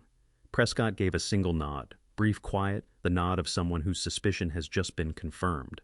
Then he turned and faced the room, and the stillness he carried in that moment struck me as something close to extraordinary. For everyone watching from beyond these walls, he said, his voice calibrated now, with a shade more clarity, aware that the audience extended past the room itself. "You have witnessed in real time everything I've described this evening. The scarf this man carried here for his son thrown away in a wastebasket. The styrofoam container bearing his name prepared ahead of time. The food tipped across his jacket. The dollar bills. The contract." A pause. "And you've also heard the recording. Every bit of it went out over a platform that this woman herself activated, intending to turn it against the man you've been watching." Vanessa closed the distance to her assistant in 4 quick strides and lunged for the phone. The assistant jerked back on instinct, startled, and the phone slipped. It struck the corner of the serving cart, tumbled to the marble floor, screen fracturing but still lit. A guest sitting 2 seats away already had his own phone up, not broadcasting his own footage, his own vantage point. The room documenting itself in the way rooms do now, without any orchestration, simply because the people inside it grasped that they were watching something significant that might need a record later. Vanessa retrieved her assistant's phone from the floor. She drove her thumb at the screen twice and killed the stream. But her face in that moment, and I believe everyone present read the same thing, and it told me she already understood that nothing already transmitted could be pulled back. "That's been stripped of all context," she said. The precision her voice usually carried was slipping, running, slightly too quick, slightly too tight, like a cable stressed past the point it was made for. "Everything that happened tonight, Garrett, has been..." "Vanessa." The gray-haired man beside me spoke up for the first time all evening. He was perhaps 70, and he carried the upright posture of a man who had served in uniform, with the measured, deliberate speech of someone who selects each word before committing to it. He was the one who had nearly spoken earlier. I now understood the one whose mouth had opened and then closed without a sound. It wasn't closing now. "I've spent 40 years in business," he said, "and I am very clear on what I just watched. Don't insult everyone here by telling us we got it wrong. Vanessa's mouth opened, then shut. The gray-haired man pushed back his chair and rose to his feet. He fastened the single middle button of his jacket with deliberate care and directed his gaze at Nolan. I came this evening because I was giving serious thought to a substantial investment in your expansion. That won't be happening. His eyes moved briefly to me, and something crossed his face. Not pity, something with more backbone than pity. Something closer to quiet, unperformed respect. Good evening, Garrett. He moved toward the door. Two guests fell in behind him without a word exchanged, as though they'd simply been waiting for someone to lead. Then a third. Then a couple rose together, the woman resting her hand on her husband's arm as they stood. Nolan watched each one leave. With every person who buttoned their coat and made for that exit, something further drained out of him. Not hope alone, something more foundational than hope. The way a structure gives way once the first load-bearing wall has gone, each subsequent failure following the last. His hands remained on the table, but the weeping had stopped. He had passed through grief into something stiller and more unsettling, the blank, stunned look of a man in the earliest moments after a disaster, before the full scope of it has registered. But the body already knows. Nolan, Vanessa said, her voice dropping to something fast and private, a hand reaching toward him. Nolan, we can still manage this. We just need to... Don't, his voice had emptied out. Please don't tell me what we need right now. I sat at the far end of that table and watched my son's world dismantle itself piece by piece. And what I felt was not what I had braced for. Not satisfaction. Not relief. A deep, aching sorrow for the boy he once was and for the man he had elected to become. And beneath that, something quieter, still the understanding that the evening was nearly done and that whatever happened next was a choice only I could make. I have faced hard decisions before. I have put my name to contracts that cost me 3 nights of sleep beforehand. I have closed off business relationships built across decades. I have sat in a hospital room with 2 doctors and a chaplain and agreed to let my wife go gently rather than prolong her suffering by another week. None of those things felt like this. I pushed my chair back from the table. The sound legs on marble was small, but in that room at that moment it drew every remaining pair of eyes to me. 15 guests perhaps were still seated. Everyone else had found their coats. I got to my feet. 68 years old sauce dried across my navy jacket lower back, stiff from 3 hours in a chair built for shorter evenings. I straightened the way my father had always insisted on. Shoulders set back, aligned chin, level the bearing of a man who has not been made smaller by what was done to him. Nolan looked up from the table. His eyes were wrecked, red-rimmed, swollen, emptied out. The eyes of someone who has wept until there's nothing remaining, who now occupies the hollow, scraped-out place that follows. His voice, when he found it, came barely above a breath. Dad. Just the one word carrying everything that couldn't be shaped into sentences. Nolan. I reached into my jacket pocket and pulled out my phone. My hands were steady. That surprised me. I'd expected them to tremble. But they were the hands of a man whose decision is already settled, and the body, understanding that, saw no reason to shake. I need to make a call. He sat up slightly. Dad, please give me a chance to explain. You don't need to explain the dollar bills, I said. I understand them. You wanted me gone, and you found the quickest way to make that happen. My voice stayed level, not cold level. Those are different things. What I'd like you to consider while I make this call isn't what you did tonight. It's why you believed you could. That's where the real question lives. His jaw worked. He pressed his lips tight and gave a single small nod, broken barely there. I dialed Calvin Osterfeld, my attorney of 22 years, the man who had guided me through the sale of Whitfield Logistics, through Carolyn's estate, through the trust documents for this very property. He answered on the second ring, because Calvin always answered when I called after hours. That was the kind of man he was. Garrett. His voice sharpened immediately, a lawyer's instinct for calls that arrive at the wrong time. Everything all right? Not entirely, I said. Calvin, I need to begin withdrawing the personal guarantee on Whitfield Development's bank loan tonight. I want the notice drafted and delivered to First Midwest Bank of Indiana first thing tomorrow morning. A brief silence. Garrett, are you certain? If the guarantee is pulled, the bank will likely call the loan within. I know what follows, I said. I've worked through it. Go ahead and proceed. A shorter pause. All right, I'll have the paperwork ready by 7 a.m. Do you want me to... Just the notice for now? We'll speak tomorrow. I paused. Thank you, Calvin. I ended the call. I stood there a moment, phone in hand, looking at nothing, in particular, the middle distance of a room I wouldn't be coming back to, and I breathed, in through the nose, out through the mouth. The old method. The one Carolyn had taught me. Dad. Nolan's voice had shifted. The shock had cracked open into something more urgent, something scrabbling at its own edges. He pushed back his chair and began to rise. Dad, the company. If you pull the guarantee, the bank will. I have employees. There are people who...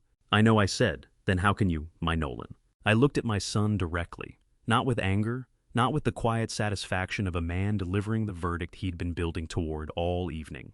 With sorrow. Real unadorned sorrow, the sorrow of a father who has loved imperfectly and been failed imperfectly and is standing now in the rubble of both. I have been shielding you from the results of your own decisions for a very long time. Tonight, I watched you throw money at me. I watched you hand me a contract to sign in front of people who were filming it for use against me in a legal proceeding. And I watched you stand next to your wife while she poured food across me and told the room I was confused. My voice caught slightly on that last word, and I made no effort to smooth it over. I am not going to keep protecting you from yourself. That isn't love. It never was. Nolan's legs seemed to lose their hold. He sank back into his chair, both hands on the table chest, laboring with the effort of breathing through something that had no easy way through. Vanessa stepped forward from somewhere to my right, her social composure entirely stripped away, her voice bare and urgent. Garrett, if you withdraw that guarantee, the company goes under. Nolan loses everything. You would do that to your own son. I looked at her, really looked the way I had not let myself do all evening, taking in the full picture of the woman my son had chosen and tallying what that choice had cost him. Vanessa, I said that company was already in trouble before I stepped in last month. I bought it time. What your husband chose to do with that time tonight, specifically in front of everyone here, is not something another check from me can undo. I crossed to the wastebasket beside the serving cart. I reached in and lifted Carolyn's scarf from it. The green wool was creased but intact. I folded it the way I had folded it 3 days earlier on the kitchen table on Cedarwood Lane, and I slid it into my jacket pocket. Prescott was watching from across the room. He gave me the smallest nod, acknowledgement, not approval, because he understood this was not a moment that called for approval. I walked toward the front entrance. Behind me, I heard Nolan say my name one final time. I carried that sound out with me fully, completely, the shape of it pressed somewhere that doesn't fade. I didn't turn around, not because I had stopped loving him, because I had finally, at 68 years old, come to understand the difference between loving someone and endlessly pulling them back from the edge they keep walking toward. And I was finished with the pulling. The drive home took 40 minutes. I watched the clock on the dashboard, the way a person watches clocks when they need something neutral to fix on, while everything else works through them. The November night lay flat against the windshield. Indianapolis moved past me the way it always does, gas stations, traffic signals, the late-night geometry of a city that doesn't slow for anyone's private grief. I kept both hands on the wheel. I held to the speed limit. I left the radio off because I had no use for sound. What I wanted was the particular quality of silence you only find inside a moving car after dark, the kind that feels sealed off from whatever is happening outside the glass. Carolyn's scarf lay on the passenger seat beside me. I'd taken it from my jacket pocket when I got in, and set it there, the way I used to set things on that seat when she was still alive. Her purse, her library books, the grocery lists she wrote in her careful left-leaning hand. It was a habit 6 years hadn't broken. That seat still felt somehow like it belonged to someone else. What happened after I left the house, I pieced together the way you gather most things in the wake of a hard evening, in fragments from different people over the days that followed. Prescott phoned the next morning. He had stayed until the final guest was gone, he said, wanting to make sure nothing further unraveled after my departure. His voice had the steady repertorial quality of a man delivering facts rather than telling a story. After you left, he said the room held for about 90 seconds. Then Clifton Alderman, the older gentleman near you, the one who spoke up, shook my hand, said goodnight to Harriet, and walked out. After that, it moved quickly. How quickly, I asked. 12 minutes, Prescott said. Everyone was gone, except 2 couples who stayed to help the serving staff clear up, which tells you something, I thought. I sat with those 12 minutes for a while. The sound of chairs scraping back jackets retrieved the unmistakable rhythm of an evening, concluding not in warmth, but in the quiet collective decision of witnesses who have seen something they cannot put their names to. What did Nolan do? I asked. Prescott went quiet for a moment. He sat there, he said, didn't move to stop anyone. By that point, I think he understood there was nothing left that could be salvaged. I pressed the heel of my palm against my sternum. The tightness there hadn't eased overnight. And Vanessa? She tried. Prescott said, a dry precision in his voice that told me he hadn't been moved by the effort. She followed two guests out to the entrance and told them the evening had been misrepresented, that there were things they hadn't understood. One of them, a woman I didn't know, stopped and turned to her and said very quietly, "Vanessa, I watched that man lift his wife's scarf out of your trash. There is no context for that." Then she left. Something pulled tight in my throat at that. A stranger had grasped the weight of what Vanessa had discarded more clearly than my own son had, at least, through the first half of that evening. Whoever that woman was, I was grateful for her. Prescott spoke for another 10 minutes. He told me that First Midwest Bank of Indiana had received Calvin Osterfeld's preliminary notice at 6:58 in the morning and had already reached out to Whitfield Development's accounts team. He told me that two of Nolan's investment partners had sent formal letters of withdrawal by email before 9 o'clock, citing the previous evening's events, and what Prescott carefully referred to as questions about the company's leadership culture. He told me Harriet had sent her regards and hoped I was getting some rest. "Are you?" he asked. "Resting." "Not particularly," I said. That was the honest answer. The truth was, I hadn't slept. I had come home to Cedarwood Lane at 11:15 and sat at the kitchen table for a long stretch, the same table where I'd finished Carolyn's scarf 3 days before, where I'd taken Nolan's call that Monday morning with something that had felt briefly like the possibility of hope. I made coffee I didn't touch. I sat in the particular stillness of a house that holds only one person. And then I did something I hadn't done at my own kitchen table since the night the hospital called, 6 years ago. I put my face in my hands and wept. Not the measured, managed grief of a man keeping himself together in public. I cried the way Nolan had cried at that dinner table, fully without guard, without any trace of dignity or restraint. I cried for Carolyn, who had deserved to see her son grow into something better than he had managed to become. I cried for the boy Nolan used to be, the one who had made me a birthday card from paper bags and crayon one year, because there wasn't money for anything else, who had gone slack and heavy with sleep against my shoulder, on long drives, who had said "Dad" the way children say it, when the word still holds its full original meaning. I cried for that boy, the man he'd grown into. I was still finding my way toward how to feel about him. But the boy, the one who existed before Vanessa, before ambition, took root before the long, slow drift into treating his father as a resource rather than a person, I grieved him the way you grieve someone who was still alive but no longer reachable. After a time I stopped. I washed my face at the kitchen sink. I made a fresh pot of coffee and drank it, standing looking out the window at Cedarwood Lane below the streetlight, casting its pale yellow circle on the November pavement. You always said the hard nights were just the nights before something. I told Carolyn quietly to the kitchen. I'm choosing to hold on to that. The coffee was too strong. She always said I made it too strong. I drank it anyway because some habits are the last remaining geography of someone you loved, and you keep them even when there's nobody left to give you a hard time about them. December settled over Indianapolis the way it always does, not with any particular announcement, but with a slow gray accumulation. The kind of cold that doesn't arrive so much as gather, until one morning you register that the temperature of the world has shifted, and you can't name the moment it happened. The weeks following Thanksgiving moved the same way. Not a single dramatic collapse, but a steady accrual of consequences, one layered on the next. I watched it from a remove, the way you observe a controlled demolition, knowing it was necessary, knowing you set it in motion, still catching yourself flinching at each impact. The clip from the live stream reached 500,000 views by the Friday after Thanksgiving. By the Monday following, it had crossed 2 million. I know because Prescott sent me the numbers, not to feed any appetite for punishment on my part, but because he believed I ought to understand the scale of what had been recorded. The comments, he told me, ran roughly 90% in my favor. Vanessa's attempt to manage the narrative held for approximately 4 days. She released a statement through a PR firm. I heard about it from Calvin, who forwarded it to me with a single line of his own. I've seen more convincing arguments from first-year law students. The statement described the evening as a private family matter distorted by selectively edited footage. Within 6 hours, 3 guests who had been in that room uploaded their own unedited recordings in direct rebuttal. The second collapse was faster and louder than the first. The the social standing she had spent 15 years assembling with the patience and precision of someone raising a cathedral, stone by stone, came apart in roughly 10 days.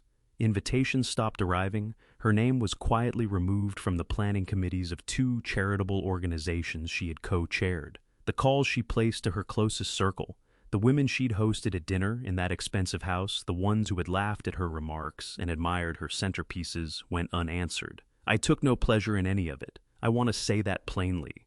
What befell Vanessa was the direct result of what Vanessa had done, and I have been alive long enough to know that consequences of that nature carry their own weight without anyone needing to press down on them further. Nolan called me twice in December. The first time I didn't pick up, not out of anger. I had moved well past anger into something quieter and more settled, but because I wasn't ready. And I have learned at 68 that being ready is not a luxury. It matters. The second time I answered, "Dad."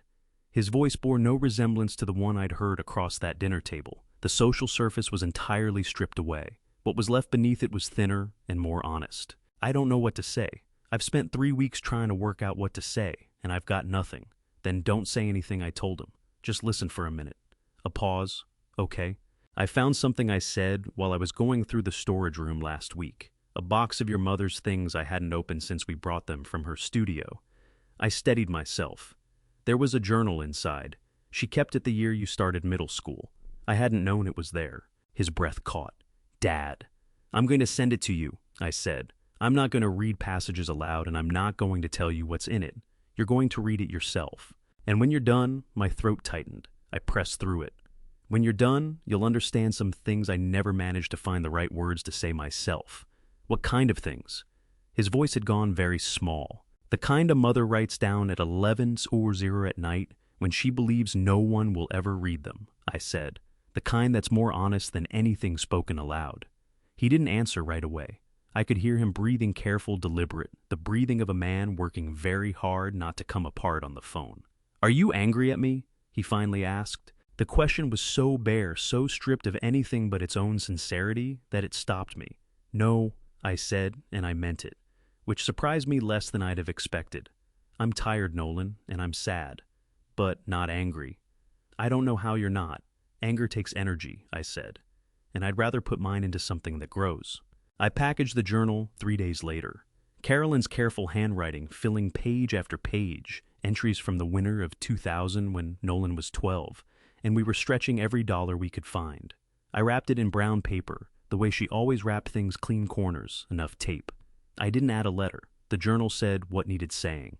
It reached Nolan's apartment. He had moved out of the Carmel house, I'd been told, within 2 weeks of Thanksgiving on a Wednesday morning in mid-December. He called that evening. Words kept failing him. He tried twice to form a sentence, and both times it dissolved before it arrived, swallowed by something that wasn't quite weeping but occupied the same territory. "Mom," he finally managed.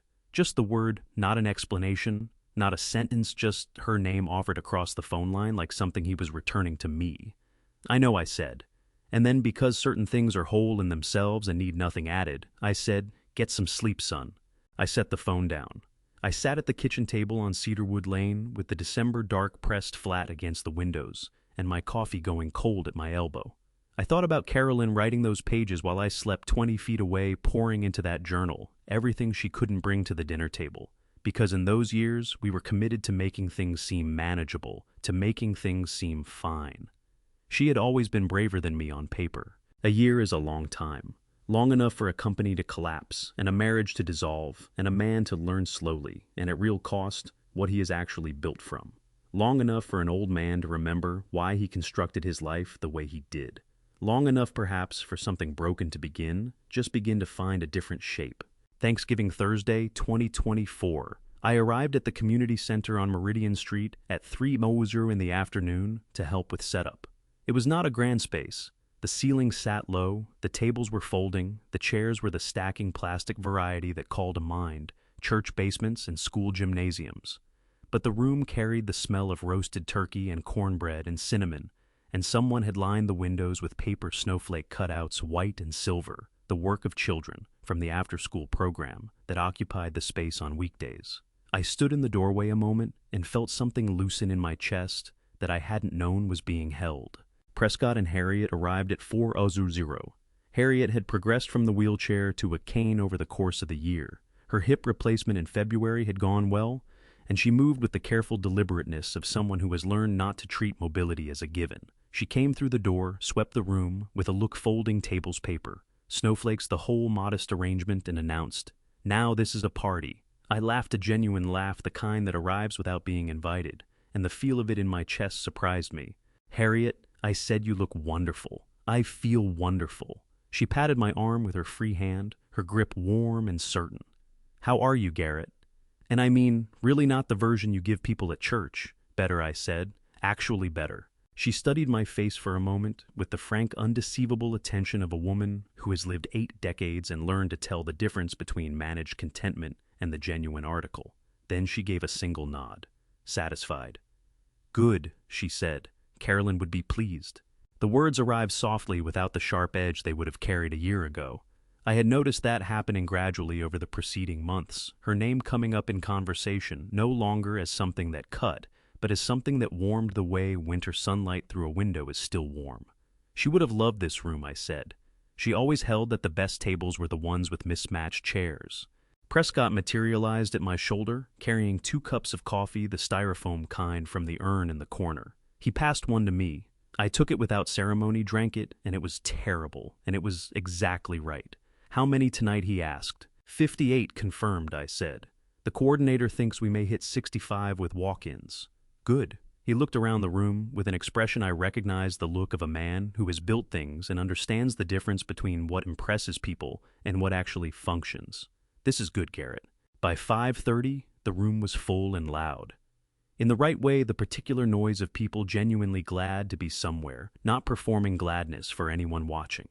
Volunteers moved among the tables with baskets of rolls and pitchers of apple cider. Near the window, a woman was teaching 3 children a hand-clapping game. An elderly veteran in a Vietnam War veteran's cap was recounting something to 2 young men who had leaned in close to hear him. I was refilling a water pitcher at the serving station when I heard the door. I turned. Nolan stood at the entrance. Dark jeans, a plain gray Henley beneath an open jacket, his hair faintly damp from the November air. He had lost weight over the past year, not dramatically, but enough that his face had shed some of its practiced smoothness, that expensive, well-maintained surface that comfort and money provide. What was underneath was more angular, more honest somehow. He was wearing an apron already tied on before he walked in, the way a person does when they want it understood that they are not arriving as a guest. He scanned the room until he found me. For a moment he simply stood there in the doorway, hands easy at his sides, his jaw working the way it used to when he was a boy who'd done something he needed to tell me about and hadn't yet found the opening. His eyes were bright, not with tears exactly, but with the particular brightness of someone carrying something heavy and trying to keep it level. "I didn't know if I should come," he said. His voice was quiet beneath the noise of the room, meant only for me. "But you did," I said. "Yeah," he swallowed. "I did." "Then go find Yvonne at the serving table," I told him. "She'll put you to work." Something shifted across his face. Relief, I thought, and below it, something more complicated. The first faint outline of something that had no name yet, but might given enough time. He nodded. He straightened slightly and walked into the room, found his way to the serving table, picked up a ladle, and began filling bowls. I watched him for a moment before I turned back to my own work. Toward the end of the evening, when the tables were winding down, and the volunteers had begun the easy work of clearing up, I stepped outside for a few minutes. The November air was cold and clean, the Meridian streetlights casting their circles on the pavement. I reached into my jacket pocket and took out Carolyn's scarf. I held it a moment in both hands. Dark green wool finished the join between her rows, and mine, invisible in the low light. "We had a good night, Carrie," I said. 67 people. Good food, real food. Nolan came. I paused. I don't know yet what he'll become, but he came. That's something. That is where I will leave Garrett's story for now. Standing outside on a cold November night, holding a green wool scarf, speaking quietly to someone who was no longer there to answer. I have thought about this story a great deal since I first came across it. What it cost this man in dignity and grief, in the long patience required to love a child who had stopped seeing you as a person, is not a small thing. And what it gave him in return was not easy either. I believe God places certain evenings in our lives not to break us, but to finally show us where we have been pouring our strength and whether it has been serving love or simply fear. For Garrett, that night on Cedarwood Lane was both his lowest point and the first honest breath he had taken in years. If this story spoke to something in you, here is what I would want you to hold on to. Protecting someone from every consequence is not love. Sometimes the most loving thing you can do is step back and let the weight land where it belongs. When someone shows you who they are in front of witnesses, believe them. Not with bitterness, but clearly and without negotiation. The house you built, the sacrifices you made, when nobody was watching those things, have value. Do not sign them away because someone has made you feel guilty for owning them. And if you are somewhere in your 50s, 60s, or beyond, if this family revenge story landed close to home, know that it is never too late to choose yourself without apology. This is exactly the kind of story we gather for here on Honor Revenge Stories. If it moves something in you, share it with someone who needs to hear it. Leave a comment below. I read them, and your perspective matters more than you might think. And if you haven't found the subscribe button yet, I hope you will. There are more stories like this one waiting for you. Thank you for being here. Take good care of yourself, and I will see you in the next one.